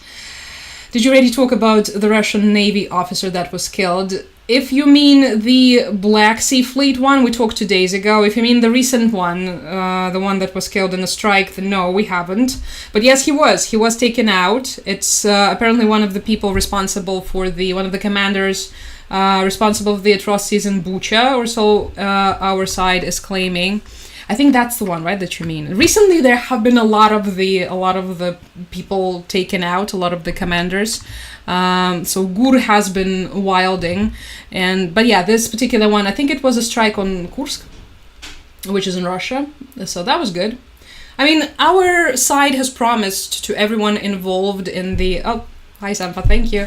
To everyone who was involved in the crimes against our people that life is never going to be the same for them, and that they should always be careful, because you never know what could potentially happen to you. So there was a warning, I guess. But also, he was a combatant, and it's not... I know there's already a bunch of people like, it's a war crime. No, it's not a war crime. No, it's not a war crime. The definitions, thank you, Nick, the definitions of the war crime have been so blurred recently. Everything and anything is the war crime. Whatever you would like to call a war crime. No, some things actually not a war crime. What do you know? Okay, let's discuss the blackout at the Zaporizhzhia nuclear power plant, because this is interesting. So, some of you might remember that it has been under the Russian occupation, right? This entire area of Zaporizhzhia, it was Enerhodar in particular. So, it's the southern Ukraine, and it has been occupied for a very long time. And Zaporizhzhia nuclear power plant has been in the headlines from time to time, because there are several issues with the plant. first of all, it's occupied by the Russians. I think this is the biggest one. There has been some concerns of the territory being mined, and concerns of the territory and the plant itself being used for storage of the weapons and equipment. That's one conversation. The second problem is that the Russians have been trying to plug it into their system so that they could use the station that they have stolen. They believe they haven't stolen it. They believe that everything that is Soviet is theirs, and this is where the problem lies, because no, it's not. It's not. You cannot just come over and take people's stuff because you think it's yours. Okay. They did, but they cannot plug it in. There are some issues, it's not working, and they need some assistance, basically. They need help to plug the thing in. Several times they have announced that they've already plugged it in and that it's already working, then it wasn't actually working. So it's this kind of sort of continuous back and forth, and no one really knows what exactly is happening. So today, there was a blackout on the nuclear power plant because they hit the how do you call them? The electric lines, I think, right? I'm asking you guys. Power line connecting the Zaporizhzhia nuclear power plant with the Ukrainian power system. So because of that, because of where the plant is plugged into, where they want to plug it to, and how they don't want Ukraine to use it, there's all of these issues. And of course, this is a part of the blackmail. This is the part of the blackmail that comes in. Basically, if you're not going to let us do whatever we want with that plant, if you're not going to, I don't know, what exactly is the idea behind it, what they want us to do, to say, please have it. Oh, thank you, Magnus. If we don't do this, then we're just gonna continue with that. So we're just gonna continue with this blackmail, and we will blow up the power lines. It hasn't been happening for a while. They have recently activated with that because recently the conversation started to emerge about how they really want to use it, how they really need it. They really need it for the occupied territories. They need it to supply this and this and this and that. And boom, immediately, there is a boom. They try whatever that is. We haven't heard about that one in a while, haven't we, guys? How long blackouts there have been, meaning with this one, with the Zaporizhzhia nuclear power plant. Fortunately, this is all the information, right? So it was announced by our Ministry of Energy on their official Telegram channel. You already know it. They are not clarifying. They are not clarifying for how long, but the message was posted several hours ago, so 3 hours ago. Today, that there was a blackout, that the enemy hit the power lines connecting the temporarily occupied Zaporizhzhia nuclear power plant with the Ukrainian energy system, our power grid. Thank you. This line allows to... allows for what? What does that have to do with anything? Well, basically, so it allows for the plant to work safely and for the radioactive levels to remain on normal level. To radioactive levels to remain normal, of course, because it's plugged in. Yeah, that makes sense. I think they just wanted to use the word radioactive safety because it's... they're also reminding us that ever since the beginning of the full-scale invasion, Zaporizhzhia nuclear power plant has been under complete blackout for 8 times. It was 8 times, but every single time, thankfully, without a terrifying nuclear disaster. So hopefully this time it will also be okay. But it's just basically the Russians signaling that they want something. They want something, and they're trying to get it like this. So maybe they want a new reactor for it, or who knows. Okay. Sorry, I missed a bunch of messages. Can we move Loomer to Russia? They never want to move to Russia. They love to compliment it. They love to tell how beautiful it is and traditional it is and all of this. But for some reason, they're never moving. No. It's an interesting paradox. I know. I think I missed some comments. The Christianity aspect is so shocking. Don't think that...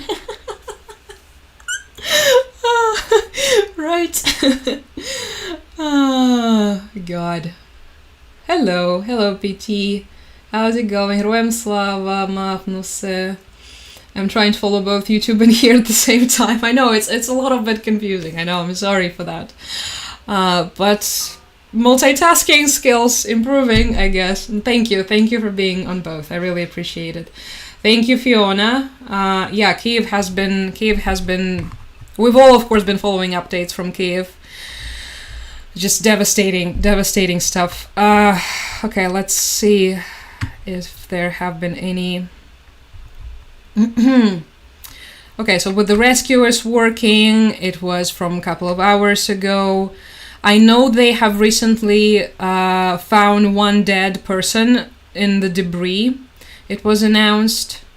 So before that, it was announced that there were only people who were injured in the strike on Kyiv, but some time ago they found, unfortunately, someone who passed from the attack.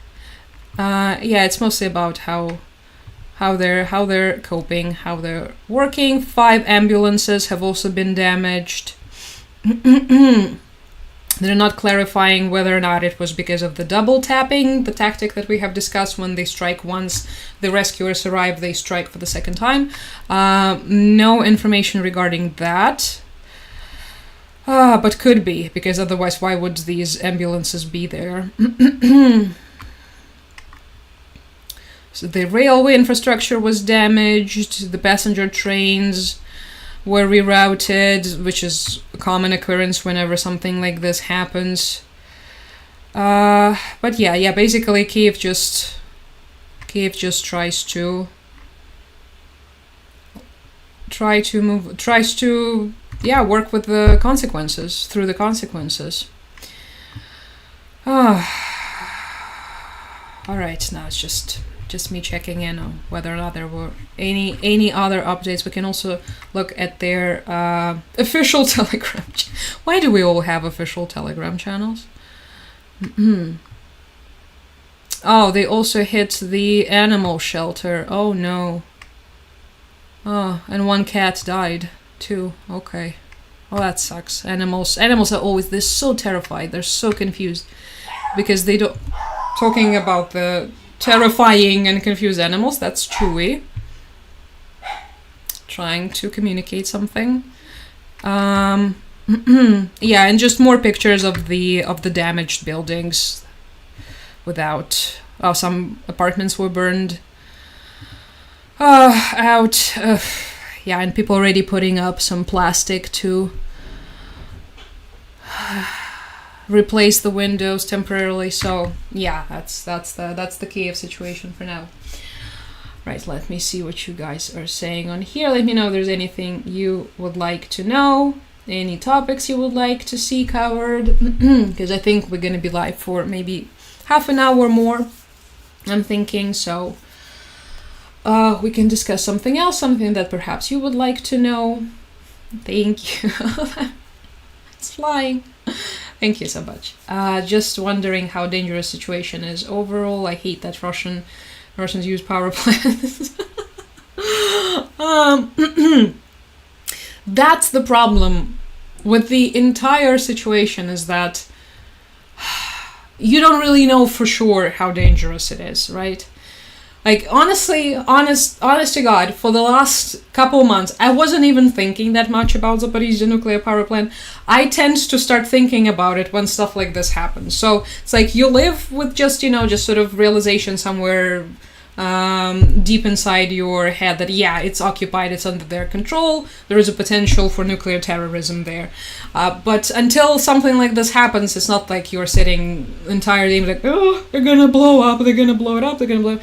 I think we got very close to something potentially happening there about a year ago. Remember how it was announced, and it was particularly feared because we have had the intelligence on like the potential explosion of the Kakhovka Dam, right? And then they blew up the Kakhovka Dam. And then we had the intelligence on some provocations and something on the Zaporizhzhia nuclear power plant. And so I was like, is something going to happen? But thankfully it didn't, which is also something that they do because it's completely up to them. So I don't really think there is, like a methodology or some sort of active, functioning way to establish, okay, what is the threat like? We just know that while it's under their control, the threat remains. So, yeah. I wish I could tell you something more optimistic regarding this, but that's the best that I can do.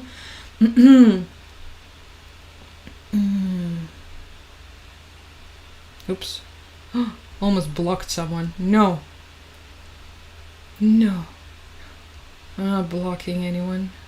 The heat situation is, it's tolerable. Well, in our area, it's actually been no heat today. Yesterday there was heat. It was 35, I think, some in the shade. And then today it immediately plummeted to some 16, 17, which was good for the soul, but very bad for anyone with any sort of blood pressure problems, such as myself. So I spent early morning in a something of a coma, mix of a coma with being a zombie.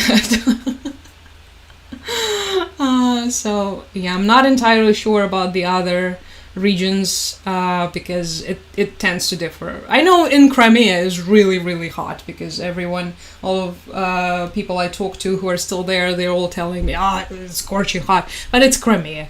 It's the south, and my hometown is in the steppes, so it's really flat, and it gets heated up like crazy. Thank you, Pew. I know, it's a really cool shirt. I love the shirt. Hi, Christina, how's it going? They started fire in the cooling towers, burning to... yeah, that's just something that they do. Because they can. That's kind of a part of this whole terrorism thingy.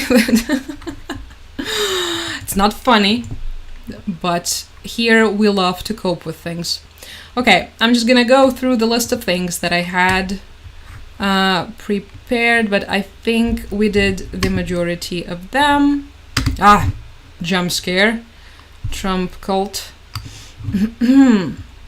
Hexeth, we discussed. The halting of the weapons, we discussed. These are some of our local scandals. We finally had the searches of the anti-corruption agency at our former defense minister's house. So, okay, it's only been 2 years since he resigned. We actually had some minor, and I feel like an accidental progress. But we had the court recognizing same-sex couple living together as an actual couple, which has never happened before, so... Oh, thank you, so... Oh, this is very nice. Was this a cola? Oh, I need to take a sip. Was this a reminder for me to drink some tea? If it wasn't, thank you. So it might sound like it's very, very minor. For a society that is predominantly, as stuck in the 19th century as ours, it's huge. I remember when it happened, weirdly enough, in Japan, a very similar thing has happened because they also struggle with LGBT rights. And it was considered as the sort of massive push within the society. And I think, it has a potential to mean something here as well. But it does sound like something that happened on accident, honestly. But it's good. A win is a win. A win is a win. We're gonna take it. We're gonna celebrate it. Because why not? The weird Representative Anna Polina we have discussed. This is Iran. But Iran situation, thank you, has been getting quieter and quieter, which is, good. Let's just... Rubio isn't going to Japan, you guys. Oh no, how is he gonna get some merch from Harajuku? We mentioned briefly last time that he was supposed to do this tour of Far East Asian countries, but now he is postponing it. And it's believed by some that it's because of this awkwardness with the trade deal for now not happening between Japan and the States, that they cannot agree, and that it's gonna be awkward for Marco-chan and Maybe this is why. But instead, he will attend a meeting between Trump and Netanyahu on Monday. So this is probably why. Because, yeah, there are Gaza developments. Finally, hopefully they will agree on something to stop the massacre. Honestly, at this point, it's also very hard to believe that something good will happen there. And yes, so we got to the article that I had just a little bit more in depth about the Russian commander that was eliminated in Kursk Oblast. Mikhail Gudkov was his name. He died in a shelling. So the brigade that he commanded participated in the atrocities in Bucha. Look at this inspired war criminal face. But that's pretty much what happened. I don't really think there's anything to add, but it apparently caused such a huge ruckus because so many people, like the Russian propagandists, have been really sad about this one. Not as sad as they have been about the vice admiral of the Black Sea Fleet that was taken out 2 days ago, but also pretty sad. And the people from his home region are also in mourning. Oh no, not the war criminal, am I right? So yeah, hero of Russia, Deputy Commander-in-Chief of the Russian Navy for the Coastal and Land Forces, Major General Mikhail Gudkov, was killed on July 2nd in one of the border areas of the Kursk region. Do we remember where Kursk region is? You guys. Well, I mean, we all remember Belgorod, I think, hopefully, or maybe not. And it's basically, it's here. Where's it? Kursk Oblast. It's right here. So it borders Ukraine. That's pretty much all you have to know. And this is why the shelling reached him. Although sometimes when the shellings don't reach them, something else does. You never know. You never know these days. So, yeah. Himself, his deputy, and another 10 to 20 Russian servicemen were killed in a HIMARS strike. Thank you, America. Happy 4th of July. HIMARS strike on a command post in some village in the Kursk region. And yeah, that was it. This is how their earthly journey was concluded after being horrible people. So, yeah, previously he commanded this unit, but even after the transition to a new position, he continued to lead it. How do you do that? That's a good question for the Russian army. I don't know. Then he was appointed Deputy Commander-in-Chief of the Russian Navy. And he was to participate in the reform of the Marine Corps. What? They're even doing the reforms. Okay, good for them. Well, he is not gonna do that anymore, so... And so this notorious 155th Marine Brigade under his command participated in the Battle of Kyiv.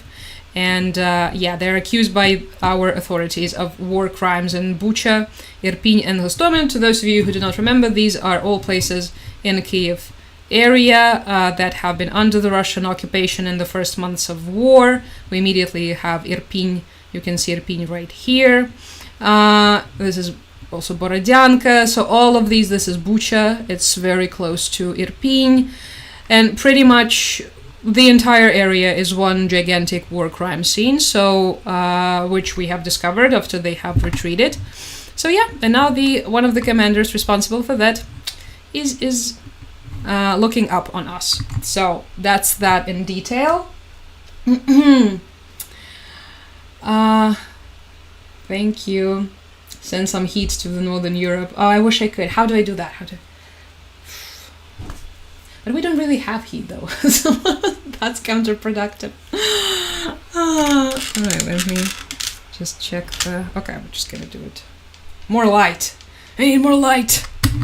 And now I'm gonna open the map of the... we have more air raids going off. So we already have several. Last time we checked it was just Donetsk and Kharkiv. Now it's also Poltava and Sumy and Chernihiv, and it's all the drones. It's the drones. Okay, at least it's not the missiles, so that's something. Arsen Samanchin says И что?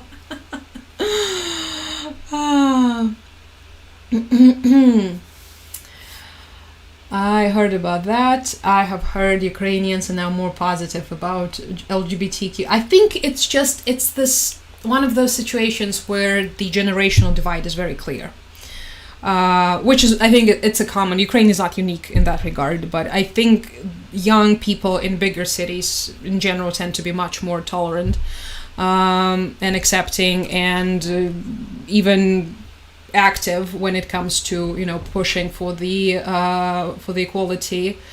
But yeah, of course there are some deep issues. You can imagine. It's Eastern Europe, so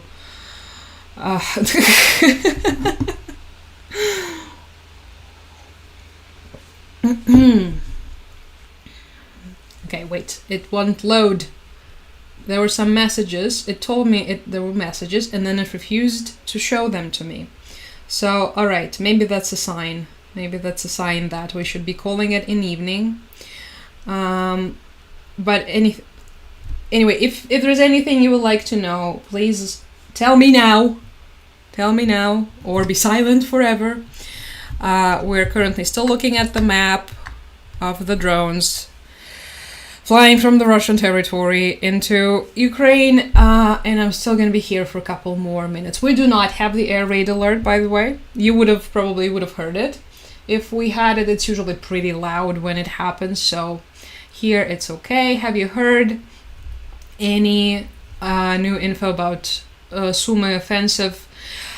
I know that it's happening. I know that it is very fierce. I know that it has been for a while. It has been for a while. The situation there has been very heated for months. They have only recently started to release this information to us. For a very long time, we believe the situation is a bit different. Let's put it this way, that it's a bit more controlled than it actually turned out to be. But we do know that there was one village that was liberated, or it wasn't very clear whether or not it was actually liberated, or they just kicked out enough for it to be called a gray area. But yeah, it's definitely, no one is just leaving. But I think this is the common trend everywhere across the front line, no matter where you look at, this digging in and fighting, and sometimes it's even a little bit too much, like when you're already facing the cauldron like encirclement situations and the troops are still not being withdrawn. This is something that usually it's like a very controversial point in the entire conversation regarding the holding the lines and the defense lines. And if there was a common trend, it's that no one is just fleeing like everyone believed our army would in 2022. So yeah, thank you. We are trying to make it happen with I think everyone really wants us to leave these medieval views and just move on finally into the future, but we would like for that to happen in many regards. And there are many, as you can see, it's this constant, one step forward and two steps backward, unfortunately, especially with social issues. And it has been like this for a while. But I do feel like recently it did sped up. It's one of the spheres in which I think I can sense the progress. Not as much, of course, as we would like to see, but fingers crossed. I think when your country is being invaded, says Dave, you have bigger things to worry about than who loves who. I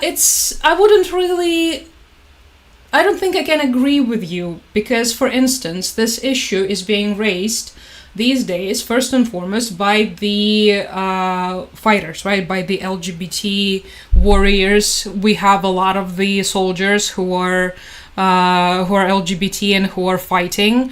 And recently, actually, there's been this entire discussion about the acceptance in the army, and which is, as you can imagine, very, very low, and it raises some issues up to like actual threats to health and well-being from the people who are supposed to be your comrades, right, brothers. And if you keep that in mind, you realize that the two are actually pretty connected. It's not like anyone is trying to police the social media discourse or something. It's about these like very, very real issues for a lot of people. So, but yeah. I think there is no such thing as bad timing for human rights. I guess that's my point. And if you really look at our situation, a lot of the fighting and the infighting and the problems that we have faced in the past, it's so intertwined. It's so intertwined, and when there is progress in one area, I am sure that progress in the other areas would also follow. But perhaps that's just me. All right, everybody. I think we did. Thank you, Daydreamer. Thank you so much. Did we do all the questions? I think we did. Thank you, all of you, for watching. Thank you for participating. Okay, one more. Next time I'm having drinking game with myself at every jump scare. Yay, let's all do that next time. Next time we're gonna be live in when we're gonna be live on 6th, July 6th. So it's gonna be just like today. It's gonna be on YouTube and on TikTok. I will see you in 2 days. So take care. Thank you for watching. Thank you for the support. I really, really appreciate all of you. Thank you. Thank you. It's the least I can do. So I will see you soon. Mwah. Go to YouTube, hit that bell if you want to get the notifications. Much better at notifications than TikTok. Okay, that was my final message. Bye-bye, TikTok. Okay. I just ended the live on TikTok, and now back to you guys. Let's continue with the live for 2 more hours and not tell the TikTok people. No. Thank you for watching. As always, appreciate all of you. I hope it was informative and maybe even fun, but yeah, I know I have a weird sense of humor. So, thank you, Dave. Oh, wait, I missed a comment from Dave. Okay, and then my phone died. Wait, I can see your comment from here too. Dave says, I was serving when Canada acknowledged gays in the military back in the 80s. I just meant the LGBTQ rights are human rights. Okay, maybe I just misinterpret. I immediately read everything so negatively. Don't mind me, you know me. Okay, thank you so much for watching. I will see you all soon. Thank you, Carolyn. Thank you, Dave. Thank you, Ref. Thank you, everyone. Mwah, mwah, mwah. Bye-bye. Until next time. And Zoe, bye-bye. Thank you so much for being here and modding. Appreciate it. Okay, now I'm out. Over and out. Mwah.